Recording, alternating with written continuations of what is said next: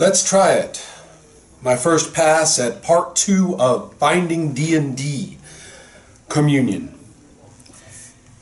The topic is orthodoxy, the institution that exercises power over the distribution of an object and the education of how to use it, but more importantly, exerts influence over how this object is to be viewed and establishes a cultural ownership not only of a specific product or title, but of the activity that it represents. Well, we're still talking at this moment about the early days, around 1980. This involves the ins and outs of the Bloom family saga and TSR, all of which have been written about by other people and aren't really my topic, except as economic context, because economics and orthodox institutionalism have everything to do with one another. Basically, we're talking about a folk church at this point, jumping off of my points about the standalone complex from the previous talk.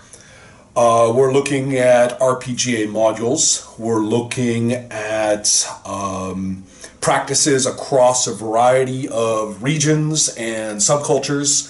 The U.S. military is a good example. Convention culture around Lake Geneva, but among other centers as well. Play occurring in other countries. There's a large amount of different sort of centers of how to do Dungeons and Dragons, but there's reaching out to one another. There's communication through the magazines now. There's a sense of discussion of how to do this thing, APAs, like alarms and excursions.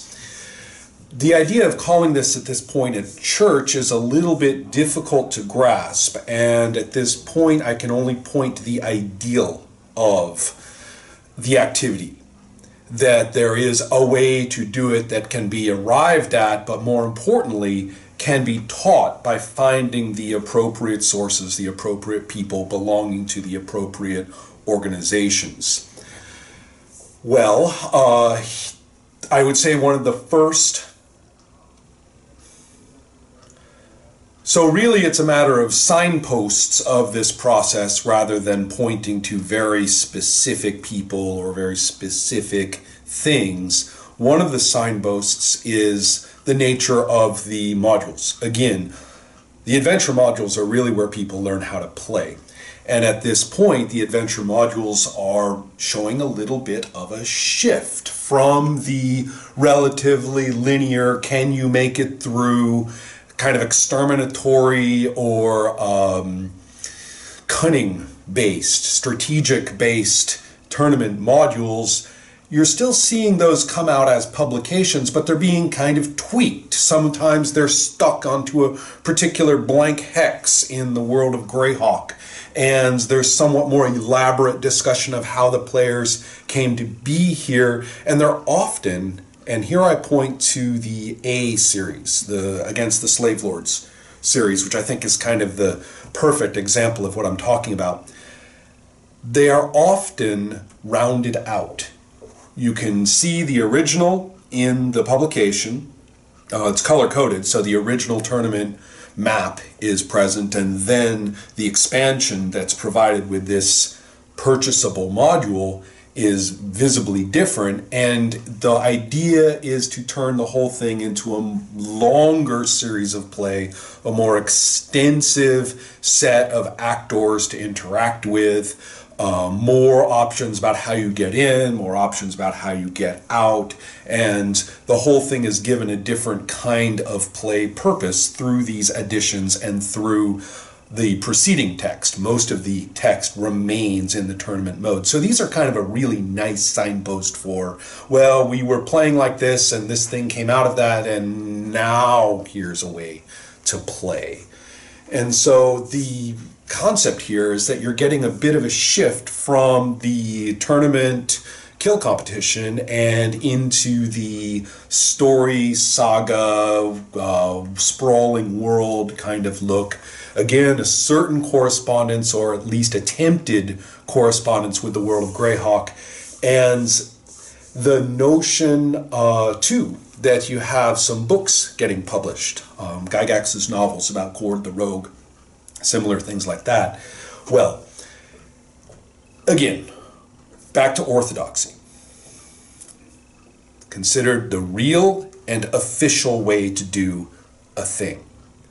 Conceivably, a hobby activity needs no orthodoxy. Everybody can just be doing it and doing their way and this way and the other way. But the concept of an orthodoxy is a remarkable, powerful marketing tool. It also has real cultural impact in ways that nothing else does, particularly in its power over pedagogy. The way new people encountering this receive it both institutionally and economically, resulting in the inculcation of values. Very different for people who had already been into pop fantasy, already been into pop culture of this kind, including underground comics or any number of other things that had kind of the cosmic or fantasy. Rock music is another good example. And then all of a sudden, you have new people coming in who are encountering pop fantasy through this lens of role-playing as an activity. Well, at this point, TSR became role-playing orthodoxy. Scattered still a little bit, institutionally speaking, also not particularly organized, but still, the idea that this is not just a game title, this is the product that represents the form of the activity, and that there are proper ways to learn this, the right people, designated people from whom to learn this, designated publications, official. Now, this contributes to the notion that the entity is real. It's continuous, it's valid, and it has been all along. Rewriting of history is very important in this regard, and the early days of Jeff Perrin, the early days of Dave Arneson, Gary Gygax, all of these things kind of get rendered invisible at the time. And the notion, too, that this is not just the official way, that somebody came in and told you it was official and may have seized ownership or something like that, but that it has always been the right way, that it's a line through time. There is a historical validity to this, which seems kind of strange considering we're talking about something that's only been around for 6 or 7 years. But there are some factors that lend weight to its impacts on these lines. Examining that pedagogy, I think, is illuminating. After those first very obvious transitional modules, which start as one thing and you can kind of see all the stitches and seams about how they're being turned into another, then we have modules that are published specifically from the RPGA community and specifically from people who are designated as, now let's make modules that teach people how to play. To my eyes, it's extremely stepwise. You can look at the different series of the modules and literally see an incremental increase in this how to play as content. And the transition is extremely clear. We're talking about railroading to the extent of being karaoke. We're talking about the imposition of a story structure. We're talking about the imposition of your characters are adventurers in this wide sprawling place, and now you're going to go here, and now you're going to do this, and this is what it's going to be like. And tick-tock, tick-tock, we're just about at the end of the convention play session, so now we have the climactic flight. Now we have the climactic events and the fight. Well, you could take a look at the series. Let's see. We have the L series, the U series, the B series, the I series. A little later, I'm thinking about 1982, 1983, when I bought Against the Cult of the Reptile God. Here's where you're really seeing the most developed form, in particular, this is the N series. Very deliberately written, explicitly written, as the introductory way to encounter D&D. Now, during this period as well, we see the shift from those Gygax novels to a very dedicated bookstore-oriented, this is a fantasy series to put onto the fantasy shelf, not the gaming shelf. This would be Dragonlance. The first really big push to say you read the books to enjoy the game, you enjoy the game so that you can produce or experience things like, or literally, the books. And here you also are starting to see a more explicit separation between Gary Gygax as the face and TSR as the governing entity and institution. Certainly you had a big signature in the beginning of each of these books that you purchased, but at this time, publications like first Deities and Demigods, but particularly Oriental Adventures and later Unearthed Arcana are starting to look a little bit isolated away from the main thrust of publications of how we play, how we learn to play, and the accompanying literature. And let's see, I think there are a couple of other kind of strange elements of this phase. One is that the J. Eric Holmes game was never forgotten. It persisted through publication throughout the 70s and then was developed further by other authors, starting with Tom Moldvay and then moving in the early 80s into authorship by Frank Mentzer.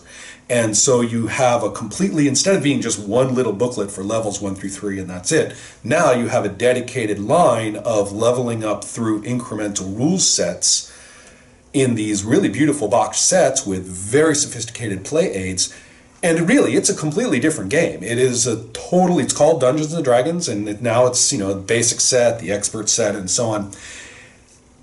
But it is a thoroughly different line. It has its own play culture. It has its own play products. It has its own experience of play. It is occurring right there in TSR at the same time as having the hardbacks and then all of their associated play stuff and so on. And anyone ever wants to really explain to me how it was that TSR, the institution, is basically running two lines of game with the same name, roughly, is, well, I'd be interested. Anyway.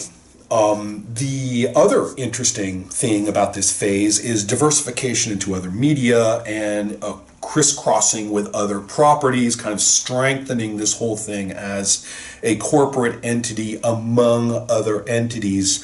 An excellent example is the cartoon show. Another excellent example is the crossover with Marvel Comics to produce Marvel superheroes. Both of these notable for being obvious labors of love with multiple virtues and almost no connection whatsoever to Dungeons and Dragons as a played entity, as a hobby activity. Well, with all this going on, there's run-ups now to the republication of the hardbacks, with their replacing their very 70s artwork and some cartoony and humorous stuff and giving it all a much glossier and a much more fixed mainstream fantasy look, scrubbing out everything underground. So, all the boobs are gone and demons and devils get kind of dialed down and all sorts of other things of that sort are happening. The whole idea is to say, well, let's get out of that underground comic scene, out of that kind of, completely irreverent rock and roll fantasy scene. Just never mind all that, and we're going to set up our canonical settings like the various Forgotten Realms and stuff like that, and we're not going to really, we'll pick and choose cool things like, the Githyanki and Githzeri from the Fiend Folio, which basically sprang out of some adult Brits fantastic game that they played in the 70s. Well, we're going to extract those and slot them into a somewhat more safe space here in this new zone. All of this may well have been carried out in the context of the Satanic Panic. Also, it has a great deal to do with these interactions with other entities that you are not underground. You are, you know, this mainstream thing. Let's see, there were probably a few others I could mention there too. There's the Indiana Jones role-playing game and all of its fascinating fiasco concerning IP. So some of it's a little bit coherent and fascinating, some of it's notably incoherent, and there are stumbling points. You can kind of see the entity finding its place. Clearly in no more 80s fashion than getting bought out, which occurs in 1986, 87, with the purchase of TSR by Lorraine Williams. And all sorts of things are worth pointing out here. Before and during and just after. So the precise point of purchase isn't really important, but there's a lot of things that go right together with that transition in ownership. One of them is to oust Gary Gygax entirely. One can only see this as, well, you know, the prophet or the face, the person here who we have been using all this time to inspire reverence, regardless of what it is he is or is not doing and is or is not saying. Well, you know, he's kind of outlived his usefulness. The institution doesn't need the prophet anymore, so out you go. And that's so blatant, almost, as to be kind of frightening. Particularly in light of later events in terms of lawfaring Gygax's efforts at fantasy role-playing publishing so ruthlessly. Again, looking at this purchase phase, we can see a few things. There's I mentioned the reissue of the hardback Advanced Dungeons and Dragons with the orange spines, and all of this in great fanfare, and all of this being distributed, and then almost immediately announcing that that is to be shit-canned in favor of the new spanking Advanced Dungeons & Dragons 2nd edition, which would come out in 1989 and render the thing you just bought 30 seconds ago moot, institutionally speaking.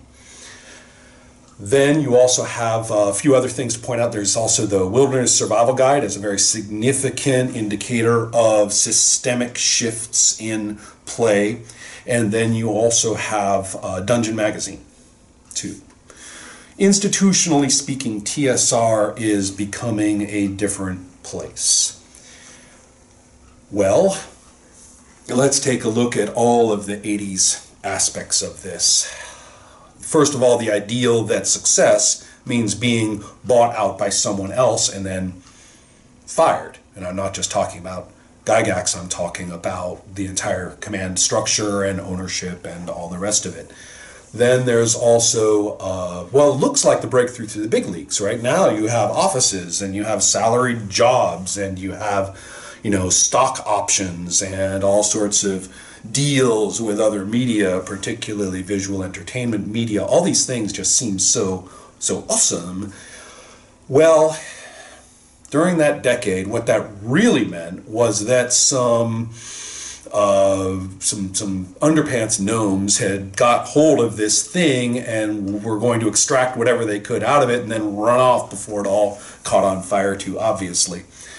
But in many ways, I mean, you're talking about feckless people who are not really able to go and invest in something else that's not quite so weird or underground. And again, they're basically looting the whole thing brazenly.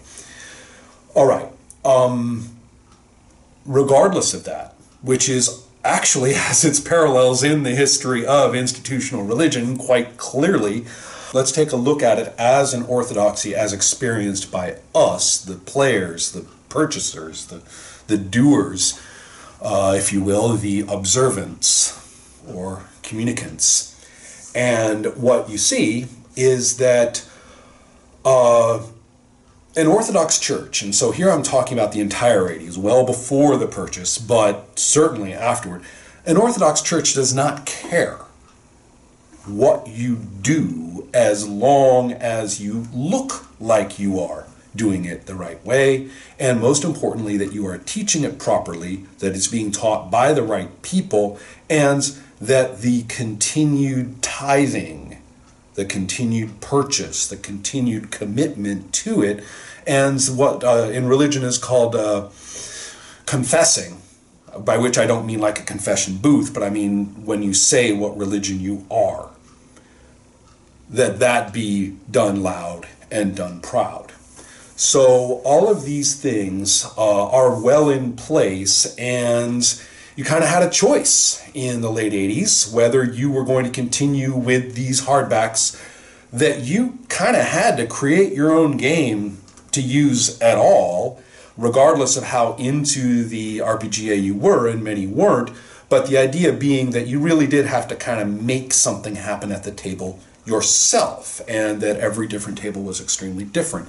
Well, you could either stick with that, or you could say, meet the new boss, and that's always been the old boss, and all the older stuff just kind of drifts out of mind and out of your play habits and out of how you do things, and you do it this way. After all, you have magazines. You have Dungeon Magazine to get your adventures, you have Dragon Magazine to get your announcements of the new and upcoming, and now you have these new books, new monster manuals, which say exactly what the gifts are now. So you have all this kind of thing to adhere to. And considering the generational issues in question, again, we are talking about how people are encountering fantasy, and now it's much more direct. You can go and buy these books off the shelf right next to Tolkien. There you have Forgotten Realms. It's another fantasy book. So the entry to D&D through fantasy and the entry to fantasy through D&D is now remarkably complete. In just a little while, this becomes laid down so thoroughly by the wheel of time, where the idea of whether this is fanfic or gamerfic, or whether this is fantasy fiction, at that point, as I say, the tautology is complete at that time. What about the texts of the new church? What is Advanced Dungeons & Dragons 2nd edition like? What is this as an institutional set of doctrine? Well, the first thing to point out is that since an orthodoxy at this level is part of this fixed social and economic fabric, and I'm not necessarily meaning about, the whole of mainstream economics and all the other products. I'm talking about relative to role-playing and how it's sold. So in that context, yes, TSR not only is part of that fabric, it is defining it. It's setting the rules for how everything else gets involved. And in this context, the content of the thing is actually of no interest whatsoever to the authoritative elements of the institution. All they care about is that those get produced and get consumed in a regular and preferably increasing fashion. And so you're not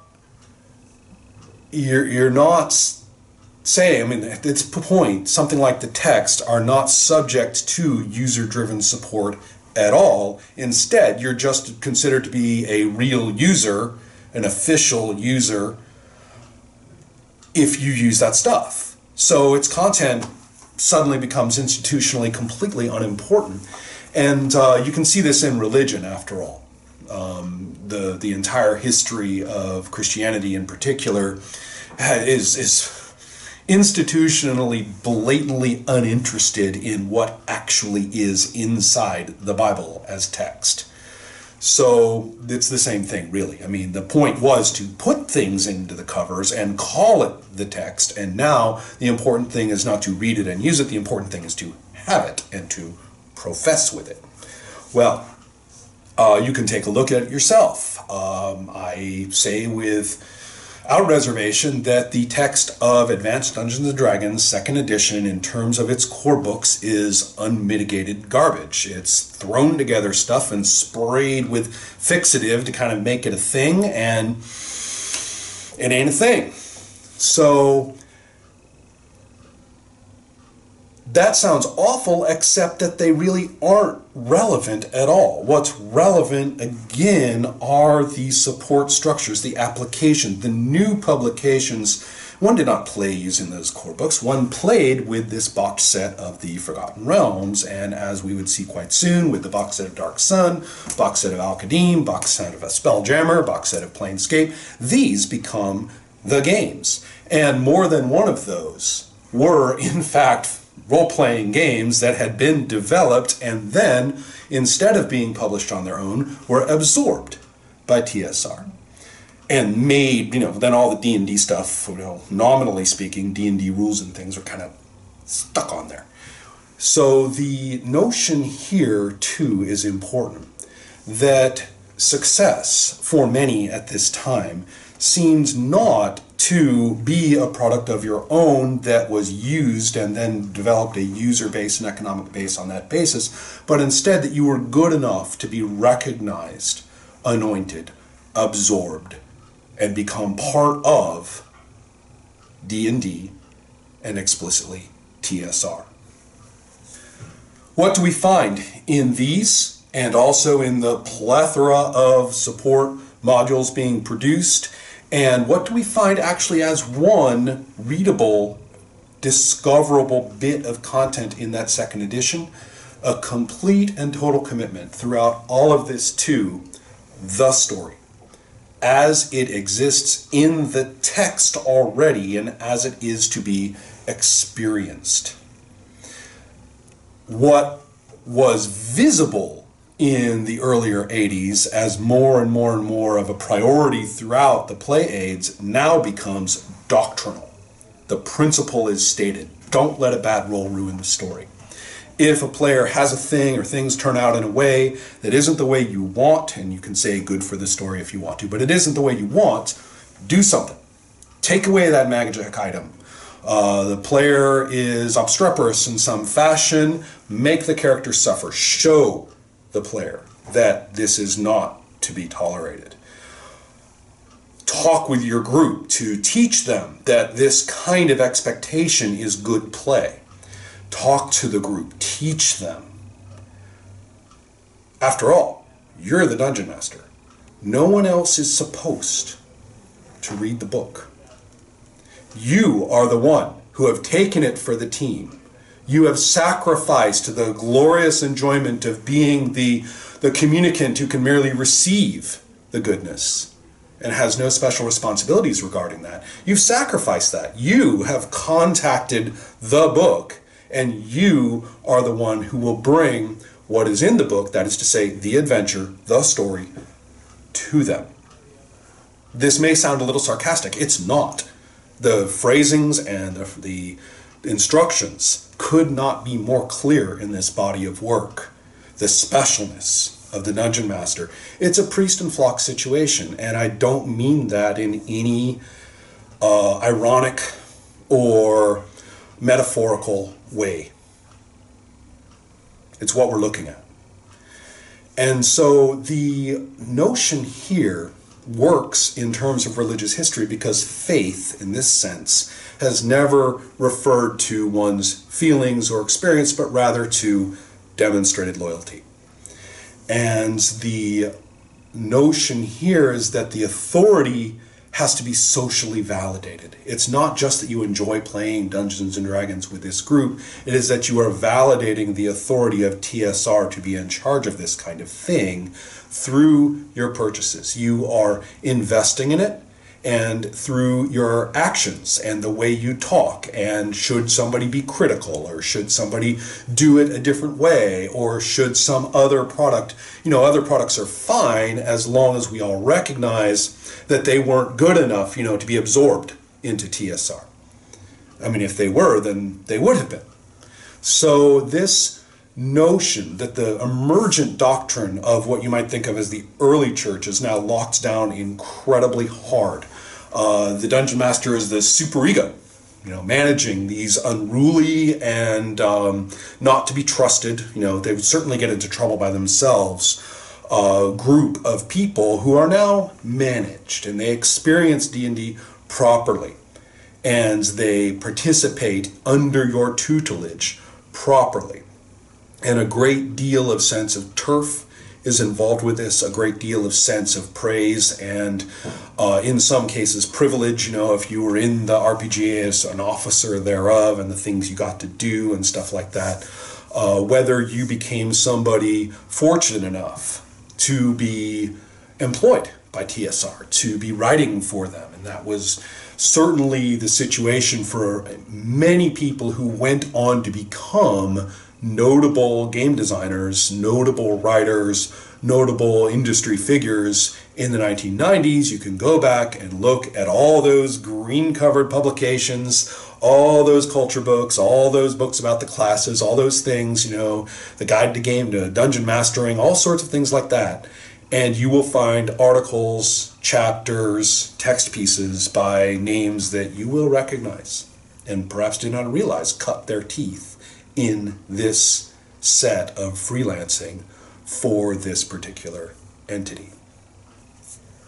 I believe I may have implied this earlier, but it is always worth remembering to what extent the purported economic strength, the purported the claimed legitimacy of this activity and the ownership in economic terms. We are successful because we are great because we are successful. How much of this is unmitigated bullshit? It's often the case in religious history for sure, and it's certainly the case for TSR at this time, as the money just drained away and the whole thing was basically on fire, and not in the good way, economically, the entire time. From the beginning, Dungeons & Dragons as an intellectual property was a catastrophe. It wasn't good for the Bloom family, it wasn't good for Gary Gygax, it wasn't good for anybody after that, and it certainly wasn't good for the Williams ownership.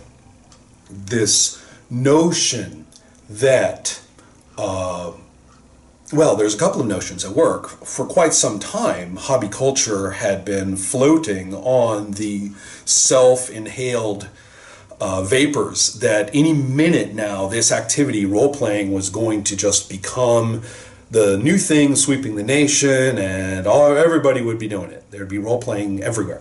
And the notion that TSR was in its bootstrapping legitimacy and newfound, you know, presence across the stores and all of these things was clearly the vanguard of this. You know, you got in on this and you were part of this cultural wave of what was certainly about to occur.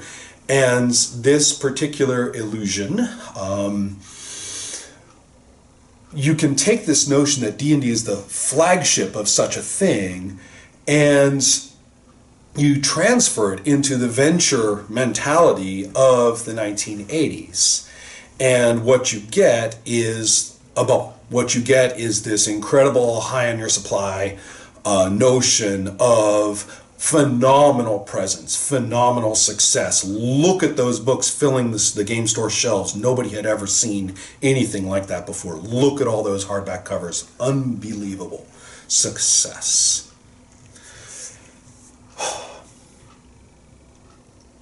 In reality, what's happening is that the people involved in the power structure of the entity are also kind of high on their supply, and they are exerting raw power in ways that are invisible.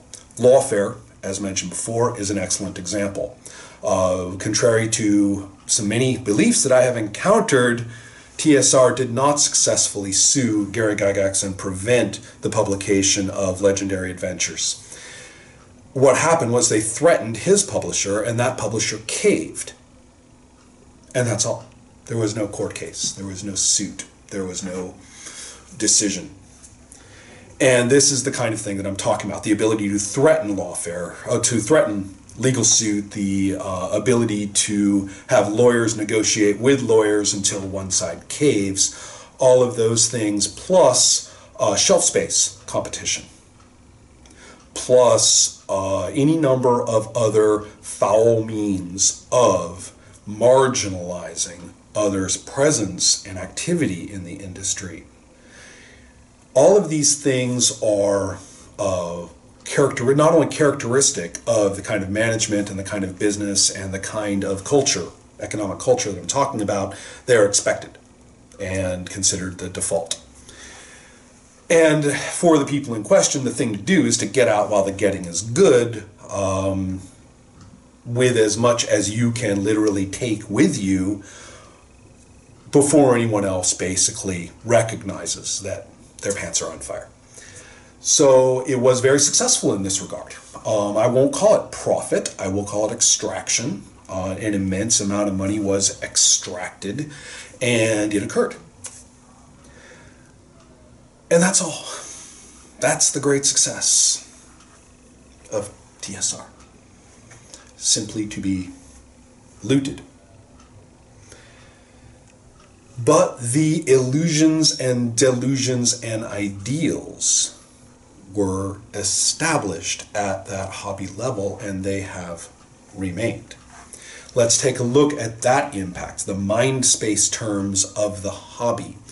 And what's happening here is the notion that TSR is its own universe of game conception and game production, that not just is one of them, but actually sets the context, the standards, and the ideals for all the others. Even ones that purport to rebel are doing so very much in a reverse mirror fashion.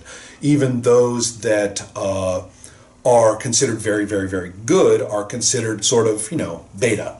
So, the Chaosium and Steve Jackson Games, all sorts of other phenomenally visionary, remarkable, highly well-designed and coming right out of the culture of play from people who are dedicated to the activity as such.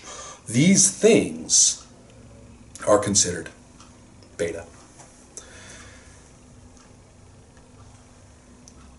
The message and belief is that Dungeons & Dragons in this TSR context doesn't have to compete. It is. It is what it is. It glimmers above and around and surrounds everything else. The rest can compete with each other. The rest can, figure out whether they're any good. The rest have to work at it. Dungeons & Dragons doesn't have to. It is. And that's all. Regardless of puzzling things like the 2 lines of publication of games with effectively the same name that are clearly not the same game lines. And then you also have the shift in ownership. But remember, this is the 80s, and such things are, at the hobby level, pretty much invisible. So the notion that Dungeons & Dragons had been owned by a wide variety of people throughout its history at this point, and that had had a number of very non-edifying economic outcomes at each step, again, was invisible. Who saw that? And so the effect at the hobby level is that every role player is ipso facto invested in Dungeons & Dragons. Even if you don't play it, say Dungeons & Dragons cease to be published. The hobby would have been grossly diminished. How can, maybe we would be a few lonely comets and asteroids now, but the sun would be gone. And there's also the notion that how it's done, the state of art of the way role-playing is done, from which deviations are merely interesting. The notion that role-playing could be refined, that concepts in what to do, concepts in how to play, the notion that the activity itself was an evolving art form, perhaps, small a, I'm okay with that, that could actually be occurring through such things as Aaron Alston's Strike Force for Champions, or through such things as Mike Pondsmith's Cyberpunk in 1989, through any number of such things, in fact, that the RuneQuest publications were reaching a level of sophistication. This is a little bit before Pendragon, but reaching a level of sophistication that basically became, equal to the intellectual standards of, any human endeavor you care to name. So all of these things, of course, at the time are beta. They are merely interesting. So that's one thing. Another concept that perhaps is a little bit more sympathetic is that for a number of people working in the context of TSR, certainly Jeff Grubb comes to mind, and quite a few others as well, you end up with people doing really superior work. Not, of course, because of the support and the encouragement and the rewards that are incurred from, received from above, far from it, but in despite of them. They're doing good work because they love the work, and they happen to be in a position where nobody's minding what they're doing, so a lot of really good work gets done. So the second edition Dungeons & Dragons material is incredibly various, ranging from thoroughly beautiful, I'm not really talking about production value, although that does count in many ways. Some of the money did go that direction. I'm talking more in terms of observable love for the material and the care taken to communicate with it, the skill brought to the art, the skill brought to the writing. All of these things often were stellar. Marred, in my opinion, regarding their purpose of play that I was referring to earlier, but regardless, you can tell so many things are being brought up as ideas and as visions. At the same time, you're also dealing with a plethora of some of the worst imaginable products purporting to be play aids and play materials that have ever been seen in the hobby. The people who worked there are on record talking about how playtesting, in-house playtesting, was a joke. That's very different from the adventures that were published in Dungeon Magazine, which were user-submitted and often quite good. No, here we are talking about just unplayable crap. And so with material of that kind all scattered around as well, an enormous amount of publications which are pure filler, and a lot of high-tech venture product that's thrown around, some of which with rather good ideas. I'm thinking of the board game, and a few things like that, and some of which are schlock, unimaginable schlock. So it's really, an immensely mixed bag. And that the strengths are clearly bottom up, and the failings are easily identified as due to policies top down. Let's take a look at that framework of communicants and the remarkable lack of agency that is associated with being a faithful player, a faithful observant of Dungeons & Dragons at this time. One of the top points is that since this is the entity, TSR, owning the game, the typical communicant has no option besides acceptance, humility, loyalty, and fierce willingness to defend, accompanied by blithering ignorance regarding any real-world structure, any real-world notion of what this entity actually is, and what the doctrine actually says. As late as 2005, I found myself encountering, at giving talks, at conventions and things like that, panels with other game designers and authors and so on, and I found myself confronted by audiences that had no idea that Dungeons & Dragons had lost money for everybody for most of its history. They had no idea that it had undergone multiple ownerships. I've encountered people who even almost to this day think that Gary Gygax owned and operated TSR from the inception of Dungeons & Dragons all the way up through the Wizards of the Coast purchase, beginning in 1997 and concluded through 1999 and 2000. They just had no idea. They thought it was all Gary Gygax. regardless of the fact that he had had no stake in ownership since the mid-70s and had been ousted entirely from the endeavor by the mid-80s. Go figure. This might be a good place to provide a little bit of the larger context of fantasy purchasing and product and distribution and similar things. And bearing in mind that what kicked in the 80s was the franchise model. The notion that instead of people publishing fantasy novels and occasionally at their most profoundly ambitious, a trilogy, now the idea was that you're on the periodical model. A novel is a periodical addition to this series, and the fact that it was ongoing was a selling point and not a puzzlement, which it kind of was prior to that. And the notion too that return on investment in the moment, quarter by quarter, was what every producing person, every creative contributor was subject to, that you kind of lived by the seat of your pants on how much was made this time. Every business, everything basically started being run like a restaurant. You made your nut this particular moment, or you didn't, and if you didn't, 2 times in a row, that was the end of you. So in this context too, which laid a very nice foundation, or provides a very nice understanding for the Williams purchase, let's take a look at role-playing itself and its relationship as well to things like comics.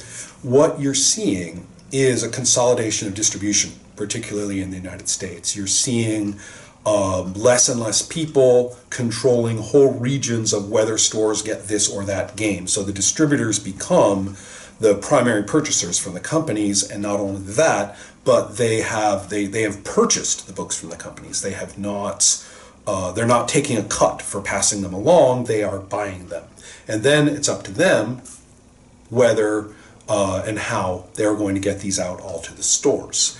The notion that they are holding the debt of the stores in their hands, rather than being in debt to the stores or worrying about whether the stores will purchase this, basically the stores can't get them or anything without the distributors, so the distributors basically get the stores in debt by pre-orders, and then they are the ones who have these games in their warehouses. Anyway, the whole thing becomes incredibly centered around the decisions of a very few people.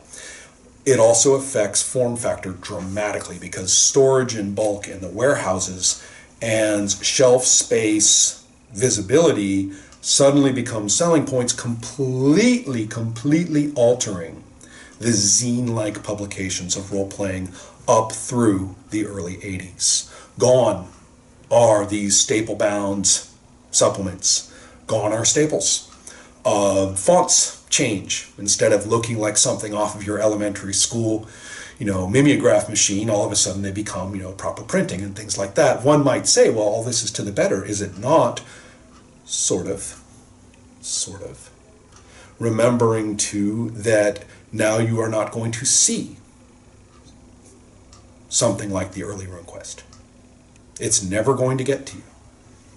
You'll never hear about it. Not through the very limited number now of trade magazines.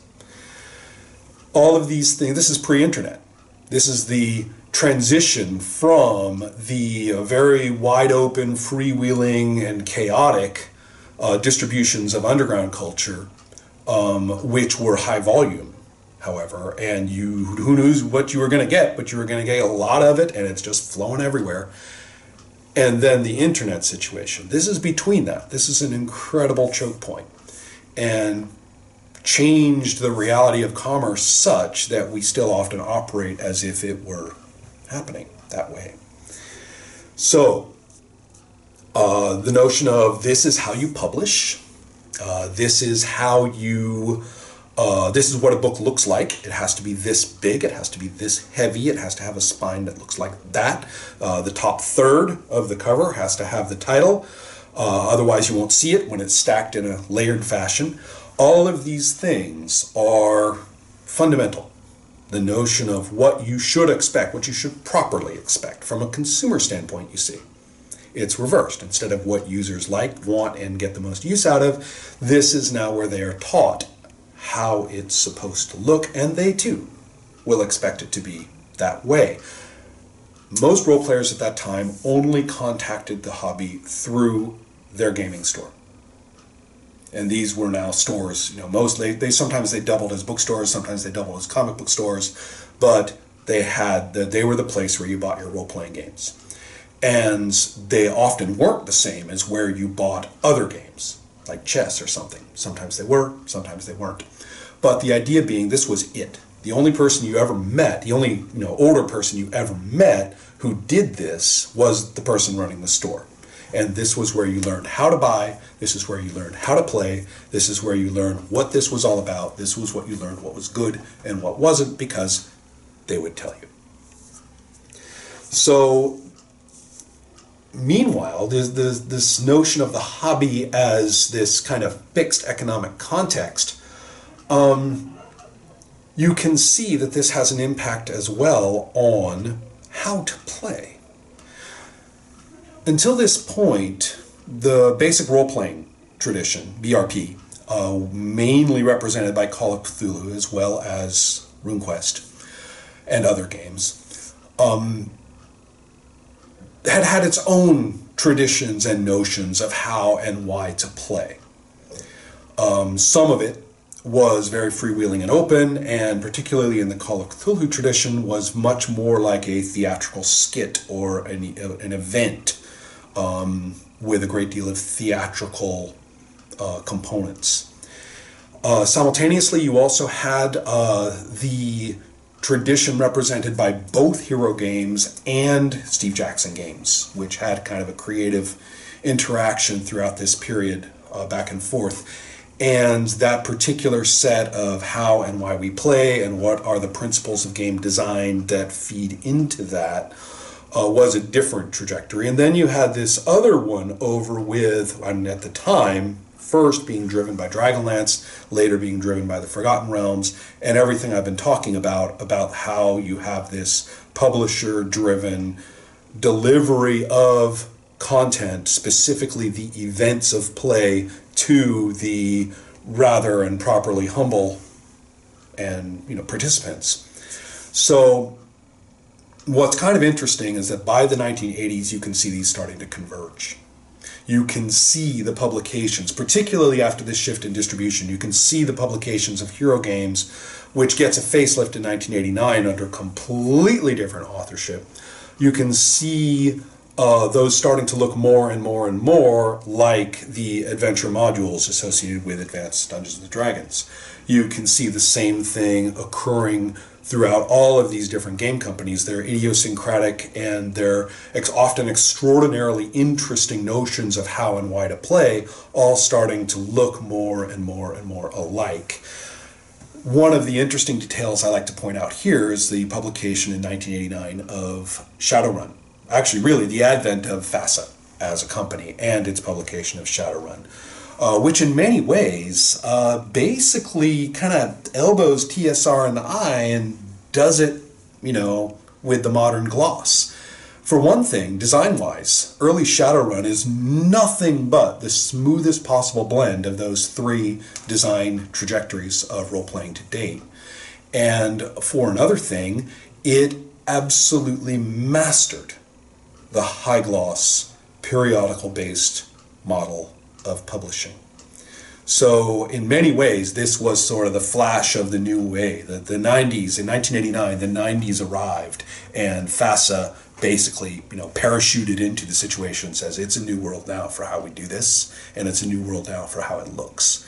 And although the rules for it may have been mostly laid down as an orthodoxy through TSR, one of the interesting things about orthodoxies is that they don't control as much as they think they do, and whole swaths of effort and power are available for those who will simply be in a zone that the orthodoxy doesn't control, say the same thing the orthodoxy does in a more articulate and a more immediately and locally attractive way, and they can call themselves something new. FASA was certainly the first and among the most successful of doing precisely that. No discussion of an orthodoxy is complete without discussing its dissenters, its exceptions, the other areas of the zones of the activity that it cannot control, and the heretics. And a couple of these sets of groups throughout the 80s and into the early 90s are well worth mentioning. I first encountered the word grognard quite early as a derogatory toward wargamers who thought role-playing was bad and was ruining the hobby of wargaming. Later, it came to mean people who played advanced Dungeons and Dragons without due respect to TSR's latest publication during the 80s. Somebody, for example, poo-pooed the Forgotten Realms or poo-pooed Dragonlance, or, had no truck whatsoever with second edition because they had their hardbacks, they had the way that they played, and they did it and had, built their own setting, and they had their own set of house rules for Magic and so on, and they were doing it their way, and they had their group, and damned if they were going to change. They'd weather the Satanic Panic. They weren't going to, be changing for anybody. And so there's the number of people in that position cannot, of course, be accurately ascertained.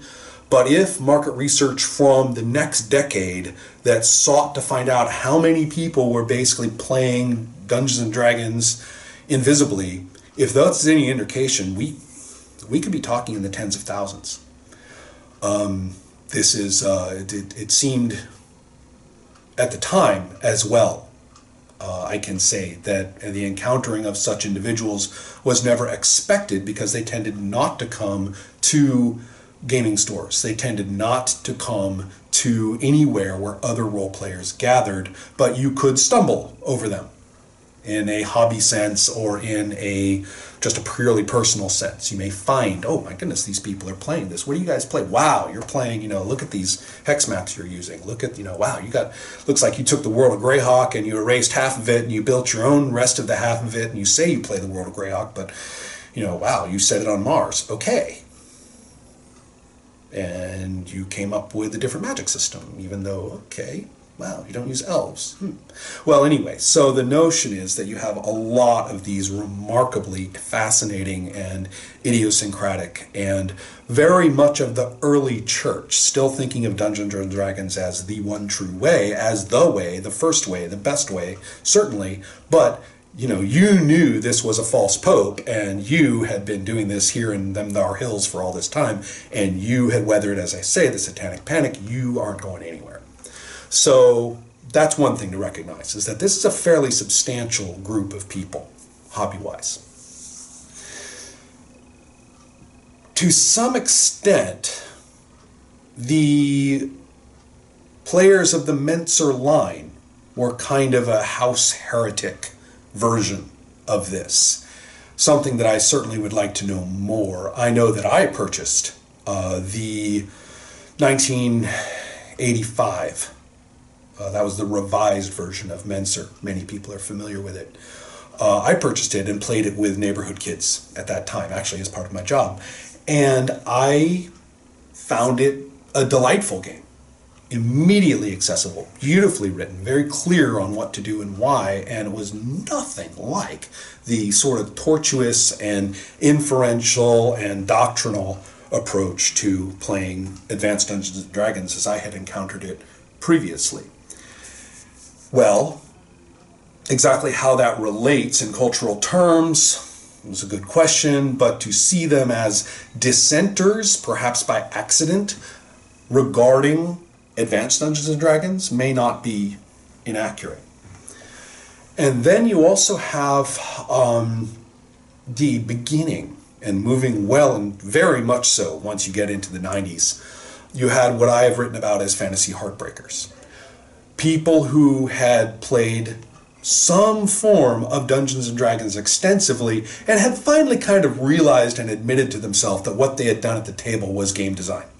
And they also idealized the mythical origins of the hobby, the notion of we made a game and it is beautiful and it is fun and we can publish it and it will be, a game.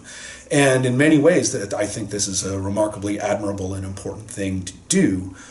On the other hand, given the new form of distribution, given the new forms and expectations of production value, given the new forms and expectations caused by the reordering process and the way debt was managed, they were doomed. I don't care how good any number of these games were, or for that matter, how attractive they may have been on some other basis, regardless of playability or quality. I don't care anything about them in that regard in terms of their potential for success at that time. They didn't have any. There was no way to break in with a fantasy role-playing game in that fashion, particularly because all of them showed all the earmarks, both glorious and, jaw-dropping in many cases, not necessarily always in a good way, of inspiration at the table and the willingness to be freaky. The willingness, you can look at the variety of games from 5th Cycle to Homebrew to Legendary Lives to the Pelicar, on and on and on. So many of them, and every one of them just bursting with enthusiasm off the table. Every one of them played and played and played. Every one of them, whether admirably or pitifully certain of its ability to simply stand on its own two legs in the hobby and be seen for what it is. Well, I'd like to call attention to a couple of other effects of this new form of distribution which TSR adapted to, but of course was burnt up by, that FASA was born into and mastered, and that other game companies, which in many ways, in retrospect, it's not very fair to say they should have known better, but to enter into the rapid-fire periodical publishing of supplements as your business model was very ill-advised for many companies. And the fates, the economic fates of Altarsorian, of the Chaosium, and any number of other genuinely remarkable publishing efforts attest to the times and the fate of anybody who actually tried to play by the rules in that context without phenomenal amounts of external funding just flowing in to be burned. There's one other story in this descent from orthodoxy that I've hinted about a bit with FASA and takes on a truly classical, spookily parallel to the history of religion in the advent of White Wolf Publishing. There's, of course, run-ups to this. There's Lion Rampant and Ars Magica. There's a wide variety of other details to talk about. Fine. Let's just take a look at the appearance of a competitor institution that has the guts or the moxie to say, by the way, we are the new orthodoxy, in part because we're new, and in part because we are continuing the purity of what this institution, this faded and this corrupted institution has betrayed through its ownership. And in this case, we're talking specifically about the elevation of the story, meaning the published story, the available story, the story that is made available as a thing, as the purpose of play. That you basically are thespians, that you are going to act out this story, that you are going to gain, as a player, you are going to gain value from this story because you felt it, because you invested in it in the moment, and that the game master was, again, the actual communicator with the source and the lens and the provider through which it was experienced. And to ramp that up as the virtue of what we do here, to break with such terminological accretions as armor class, to break with the trappings of the fiction itself, specifically elves and dwarves and things, at least overtly. To be able to recognize elves and dwarves and things in what you do provide, but you're calling them something else, and it's all spun as a completely different genre that is purported to be more mature, purported to be more relevant, purported to be more exciting than this kind of played out thing. But the core of what you're doing, which is never stated outright because you're playing up your difference, your alternativeness, the core is what they were doing, only better articulated. And instead of being kind of this half and half thing, D&D had always kind of suffered with, well, we're providing you this story, oh, and you also get to fight things and loot them. Here, you disdain part of that and focus on the genuine selling point. What's interesting is that it means that the old orthodoxy can't argue against you without undercutting itself, number one. So you're in very much a position of marketing advantage there. And you also can, in many ways, you can bill yourself. You can also bill yourself as the result of a popular referendum. Well, this is what the people want. This is, we are representative of the customer base. White Wolf did this to perfection. The storyteller system, it's even called. The adoption of the very powerful new trappings of the vampire, the adoption of 80s punk, particularly in its American, rather mainstreamed form, the naughtiness, to basically go against the cleanliness that 80s D&D had achieved in order to show how cleanly it was. Well, much like comics, it had superhero comics, it had done so to such an extent that it was so squeaky clean that nobody in actual mainstream would be interested. I mean, if you went and looked at the various books and potboilers and romances and horror and stuff like that, and you just went by those standards, that would be considered unbearably obscene by the standards of that specialized industry. Well, anyway, so White Wolf basically just kind of looked at the way, horror films and the way that romance novels and, vampire fiction and lit of all kinds did, and said, okay, well, we'll just do that. And guess what? It wasn't, awful at all, because it's what everybody who was interested in that stuff was already doing. So therefore it was really sitting very pretty, particularly given an external injection of funds, which is what any game company at this time had to rely on or fail. The infrastructure of sales and role-playing was simply a losing game. You could not do it. So without the acquisition of external funding, forget it. Well, anyway, Mark Reinhagen had access to such a thing, and White Wolf Publishing is role-playing Islam. You take the Orthodox Church and its various holdings that it's unable actually to manage, and you look at what people are interested here on the ground and their priorities, and you dress it up that way, and you kind of refine and make more articulate the mission in question. And you get to town, you get to work, and you say loyalty over here. I can't find it on the internet. I'll have to scan it. But among the first promotional advertisement for White Wolf games was an illustration of a White Wolf killing that same TSR dragon, which had served as the mascot for all these years.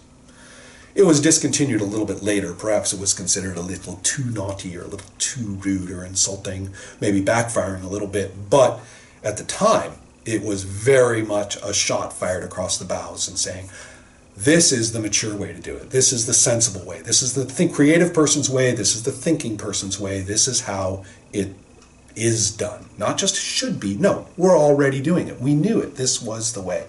And put on your vampire cape. We do it over here.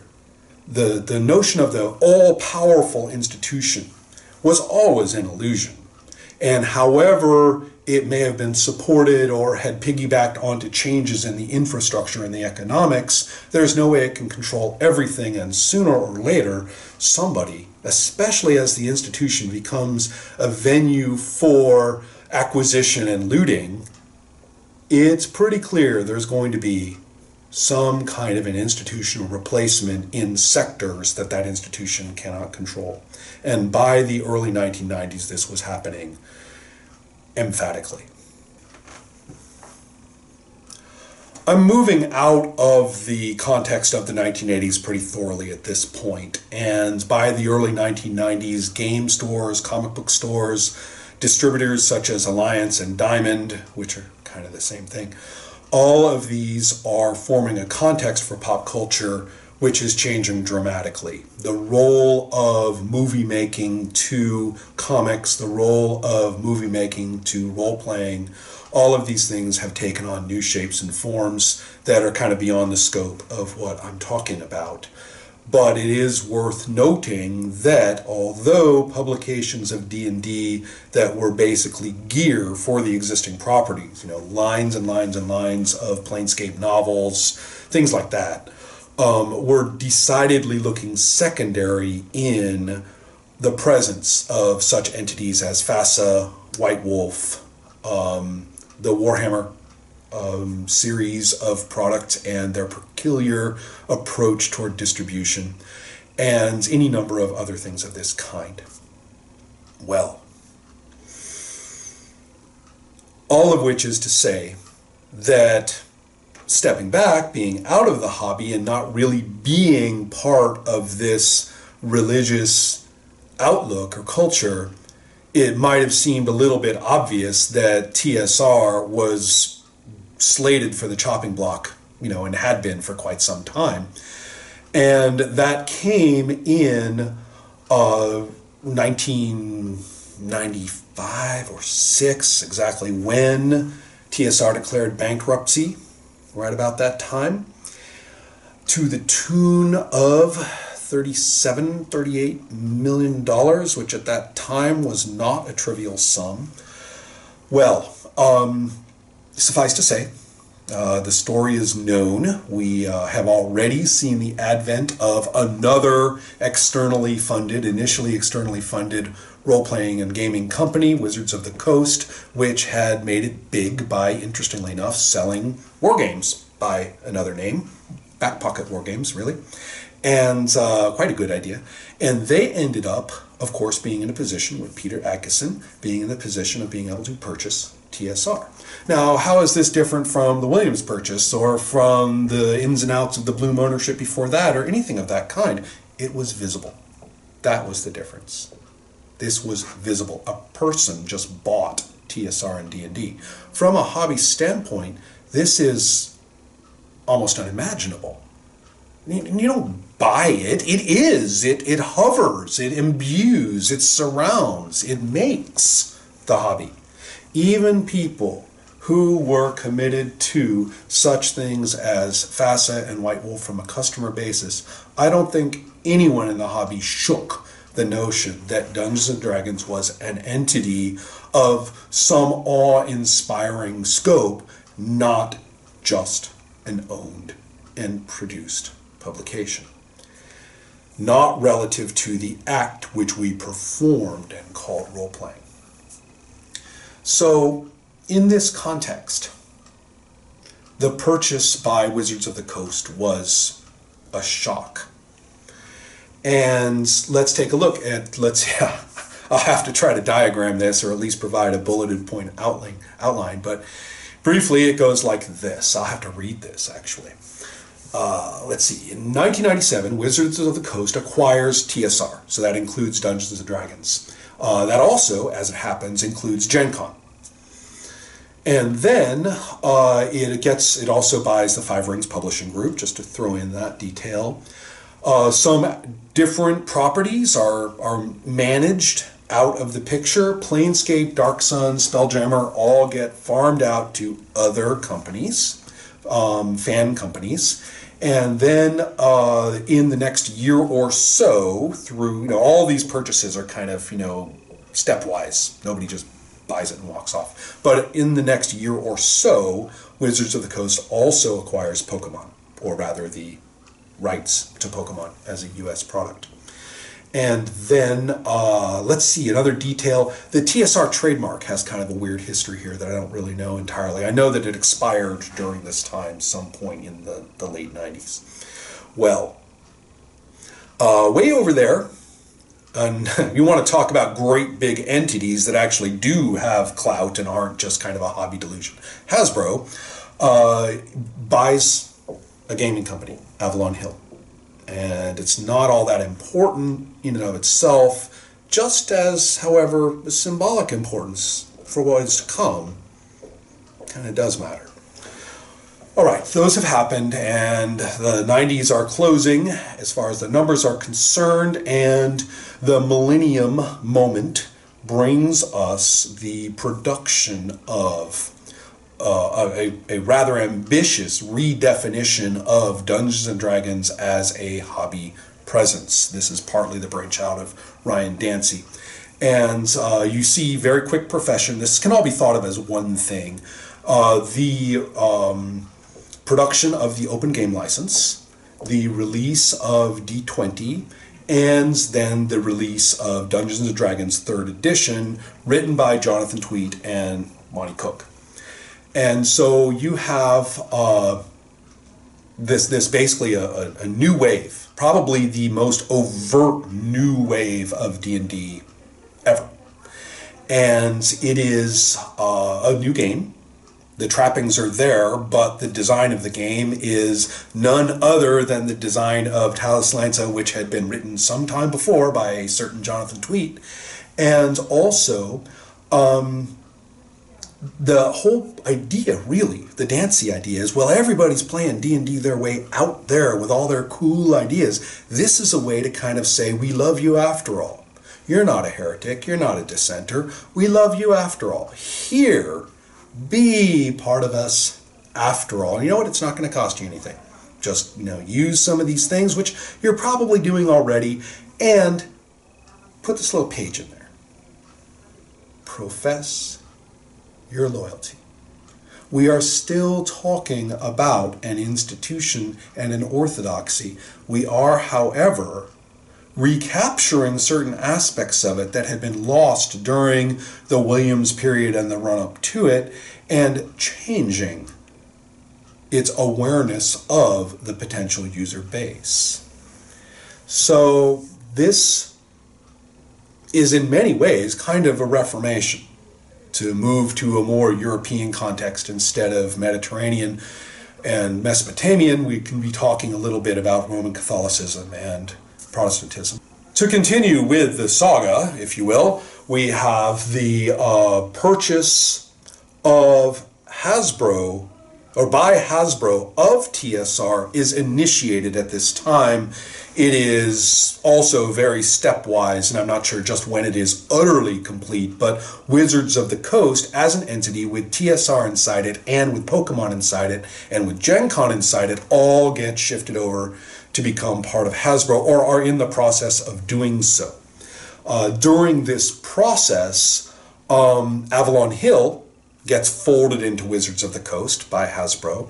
Furthermore, by the early 2000s, just into this stepwise process, Peter Adkison buys Gen Con out of this entire complex and forms Gen Con LLC.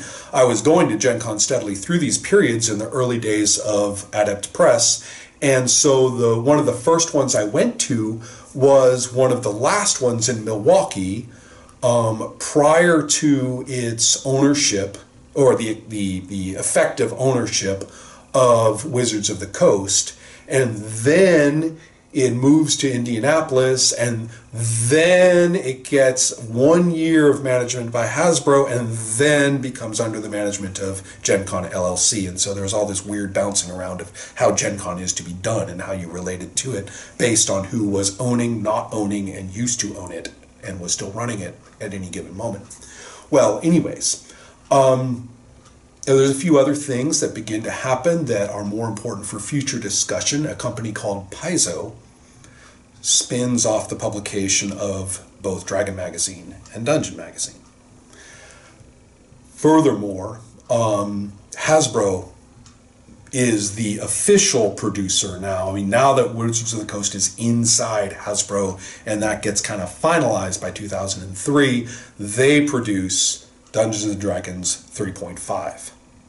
So that's kind of the general picture. There's more to this, as you know, but this is sort of the fruition of the institutional history of TSR and its role culturally to the gamers at the time as the institutional ins and outs of religious practice could not be a better microcosm, or I thought it was a joke initially, but it's actually a little bit spooky how many instances of genuine global religious history are paralleled in miniature here. Let's talk just a little bit more in acknowledgement of certain developments, notably something called the internet. Let's acknowledge that certain elements of that kind are being left behind. We'll revisit that in a later installment. At the moment, we'll just stick with this institutional history just to kind of round it out and take a look at a little bit more of its nuances with later events. We're talking about 2007 through 2009. In previous history, rapid as it was, subcultural and hobby developments were measured in spans of decades. Now we're talking about these rapid fire turnovers. I mean, the notion that you would have a new edition of Dungeons & Dragons, then a new edition of that new edition, and then a completely new edition just a few years later. I mean, it's really a little alarming. Perhaps misreading the audience a little bit, that as religious practice, these things need a generational turnover for people to be adopted and educated into it as part of their literal education at the scale of human lives. Well, anyway, so 2000 and 2008, we have the production in Hasbro of the 4th edition of Dungeons & Dragons. Itself a radical redesign and in many ways a return to the oldest of original play, with the tourney kind of highly skirmishy, killfesty kind of thing.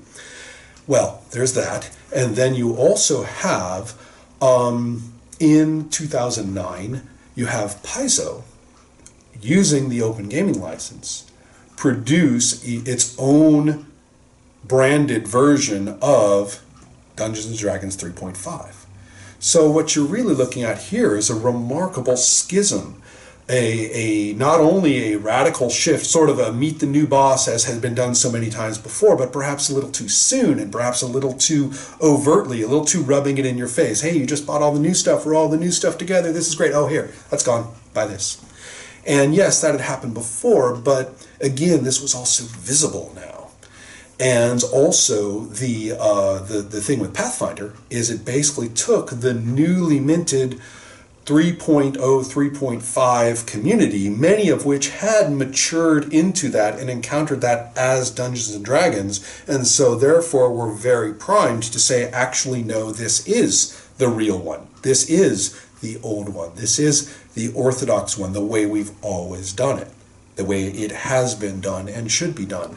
And so the owners of Paizo, knowingly or unknowingly, and I suspect knowingly, were able to tap into that and to express it quite firmly. So at that point, Dungeons & Dragons is being split about quite profoundly institutionally. Who's the real institution? Is it Paizo? Is it Hasbro? And, who's Hasbro anyway? I mean, since when are they gamers? And you also have some other developments that have been enhanced by the internet as well, which is a topic for later. But that most profound institutional impact of this entire trajectory has not left role-playing, and that is the utterly troublesome notion of story as a highly hobby-specific term, meaning imposition onto play, something you participate in and observe and are surprised by and engage with and emotionally responds to as an audience member and are expected emotionally to invest in as if you were an actor of the Stanislavski tradition, but that you do not author. And so much of that was inculcated not just as a way to play or a particular approach to play, but as the way to play. And rather than being challenged by the strongest institutional challenges to TSR, that is to say FASA and White Wolf, instead of that principle being challenged, it was reinforced all the more strongly until by the time you get to 2000, the notion of playing any other way is almost considered not to be role-playing.